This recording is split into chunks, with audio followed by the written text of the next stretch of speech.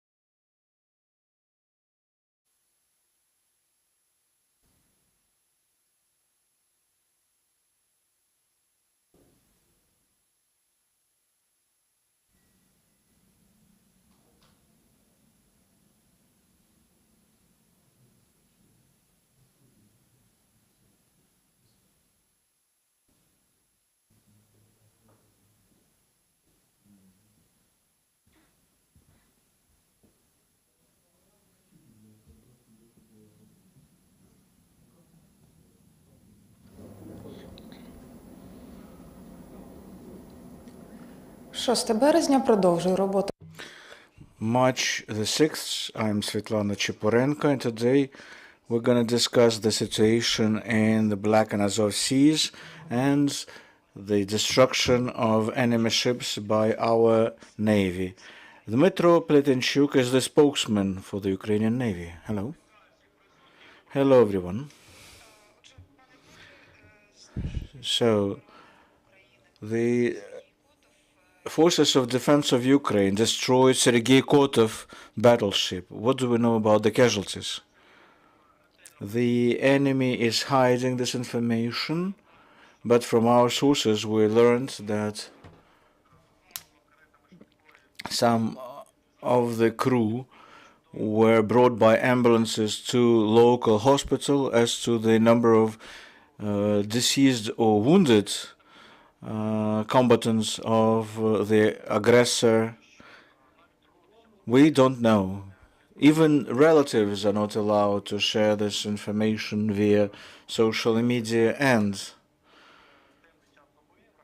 since it was dark and the water is quite cold and hypothermia happens within a couple of minutes, and since the payload was high in the missile that hit it, there is high probability that a large number of crew has died. There was information that there was a helicopter on board. Well, now about the helicopter. It's supposed to be there, and usually it's being transported not on the deck, outdoors, but in the hangar, invisible.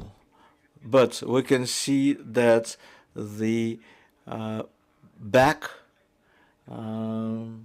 doors were open, which might suggest that the helicopter left or not. I mean, so far we haven't verified this information. As soon as we learn whether it was on board, we'll confirm its destruction. Ukraine demonstrates naval victories. What's the backbone of that victory? Technical inventions, because we are inventive in everything. Equipment and battle planning as well. Each battle operation plan is unique and with a high level of professionalism of the drone operators, because the video suggests that it's not enough to hit the target. You need to hit the particular spot on a target or hit even twice into the same spot to incur the largest damage, because enemy ships are designed to withstand such attacks. It's quite clear that the enemy is afraid of losing such high number of ships, right? Well, the enemy has reacted to the new threats in the Black Sea, thus dispersing their fleet, bringing most of the missile carriers to the eastern part of the Black Sea to the eastern shore. So yeah, the enemy is reacting by dispersing and hiding their fleets. Can we claim that these naval attacks are a dry run of massive attack on Kerch Bridge? Well, to a certain extent, all of these operations are interlinked, because this particular ship, Sergei Kotov, was defending a particular naval area, namely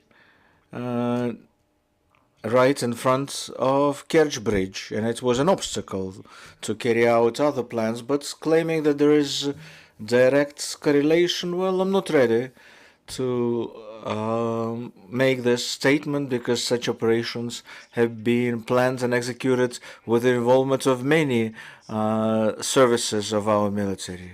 Well, other tasks and objectives on the Black Sea, well, so far we have scared the enemy enough, but last year the enemy was feeling free in the central parts of the Black Sea, was even entering the western and northern parts, but now the enemy could no longer allow all that. So our major objective was to deblock our part of the sea, disallowing the enemy to affect our civilian maritime routes, those that bring revenues to our budget, and the Navy, the Security Service of Ukraine, the military intelligence together carried out this mission.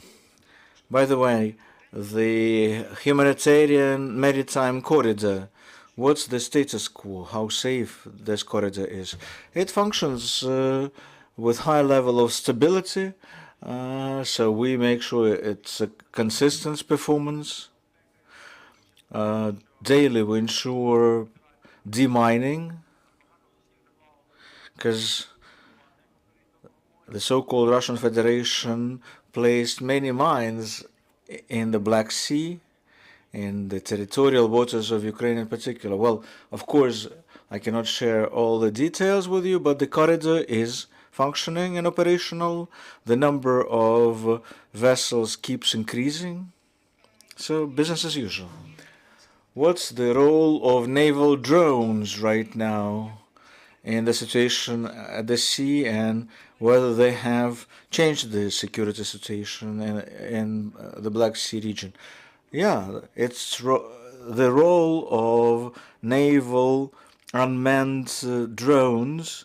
The role is tremendous because they are destroying or ruining the battleships of the enemy. At some point of time, this type of armament could have been qualified as a game changer, and in this sense, Ukraine is the world driver in applying unmanned naval drones right now. Will there be any questions to Dmytro from the audience?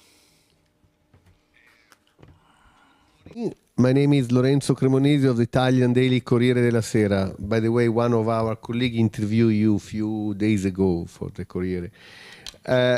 Sir, well, first of all, yes, you can say so. You really are very successful. I mean, there is no doubt about that. In opening the corridors for the grain, we were in Odessa a few weeks ago, and they were all very happy because, you know, the amount of agricultural products is going through the Black Sea thanks to you, basically.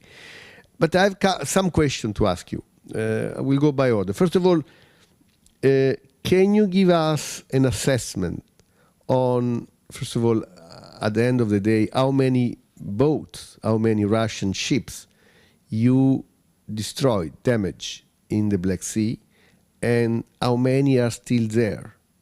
How many are still operating in the area? And secondly, we had some report that say that, yes, at the beginning of your operation a few months ago, the Russian moved from the Crimea port to Novorossiysk, to the east part of the Black Sea, but some now are back. Can you tell us a little bit about the situation of the Russian ships in the Black Sea and in the harbor of Crimea.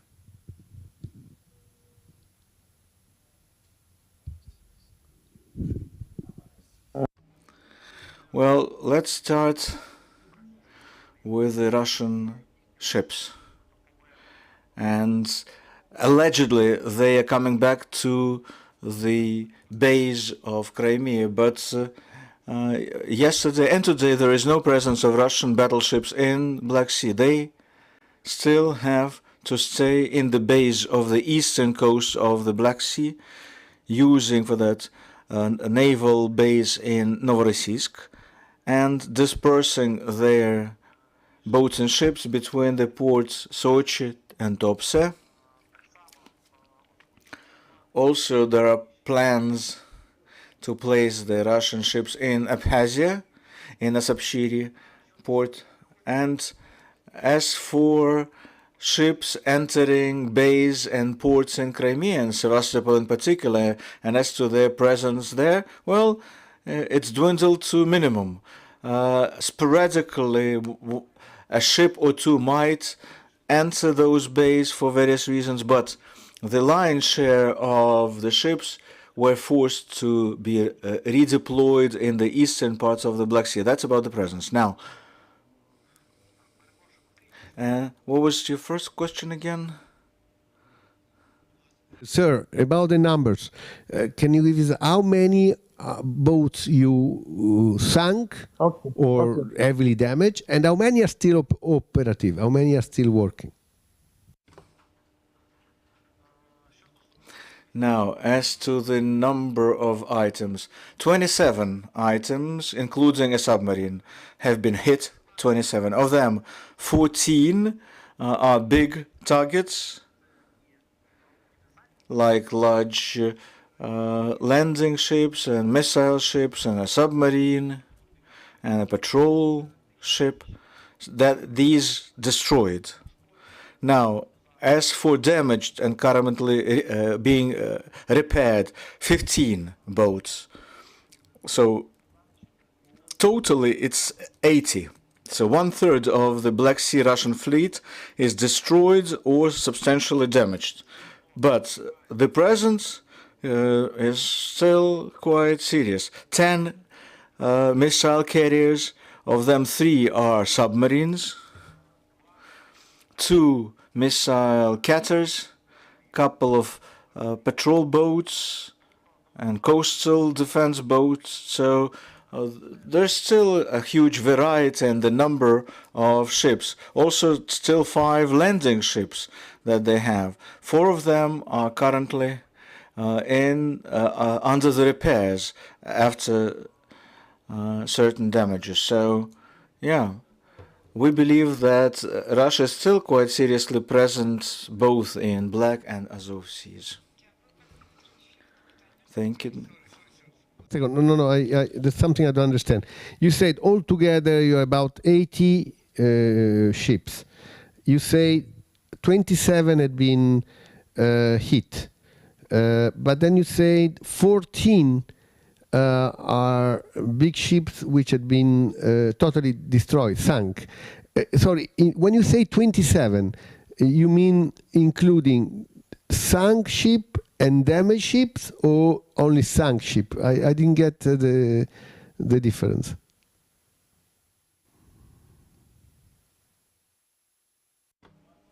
"27 are those ships that have been completely lost to Russia, plus 15 that are currently under repairs." Okay. Sir, a last question. We see in the last weeks, especially in the last week, an increase of attacks on Odessa. We know that the Russians are attacking the Odessa harbor. That means, by drone, by missile, that means that the Russians cannot really operate in the sea, and then they try to hit Odessa to try to stop the activity of the harbors as a kind of replacement for the activity of the ships?